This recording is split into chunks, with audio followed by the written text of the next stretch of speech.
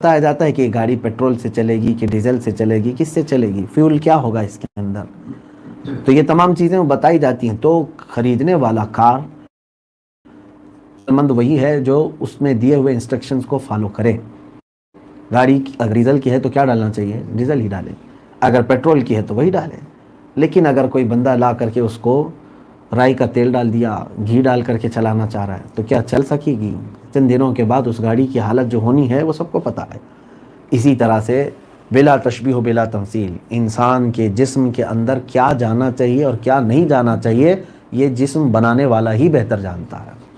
اللہ رب العزت نے اس جسم کو بنایا اور وہی جانتا ہے کہ اس کے لیے کون سی چیز سوٹیبل ہے. تو اللہ نے فرما دیا کلوا مما رزقکم اللہ حلالا طیبا، تم کھاؤ اللہ کے دیے ہوئے رزق میں سے پاکیزہ حلال چیزیں. تمہارے لیے حرام چیزیں نہیں رکھی گئیں. حرام کیا کیا چیزیں؟ ہر نجس چیز حرام ہے تمہارے لیے، جو بھی نجاست ہو وہ حرام ہے. اس کے علاوہ بھی بہت ساری چیزیں ایسی ہیں جانوروں میں، کھانے کی چیزوں میں بہت ساری.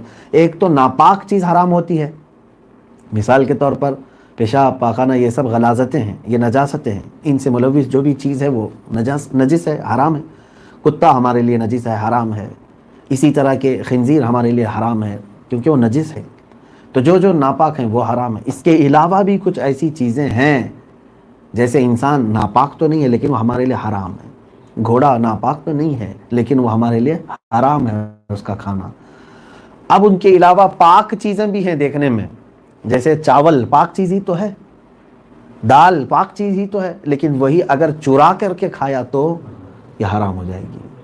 وہ تو پاک ہے لیکن کسی سے غصب کر کے کھا لیا تو یہ حرام ہے. اسی طرح کے مال آپ محنت کر کے لا رہے ہیں 100 روپے دن میں، وہ حلال ہے آپ کے لیے. وہی 100 روپے کی نوٹ آپ نے سود میں کمایا تو وہ کیا ہو گئی؟ حرام ہو گئی.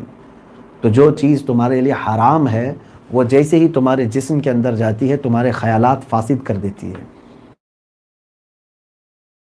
تمہارے جسم کے اعضاء میں برے خواہشات پیدا ہونے شروع ہو جاتی ہیں، یہاں تک کہ ہر عضو گناہ کرنے لگ جاتا ہے.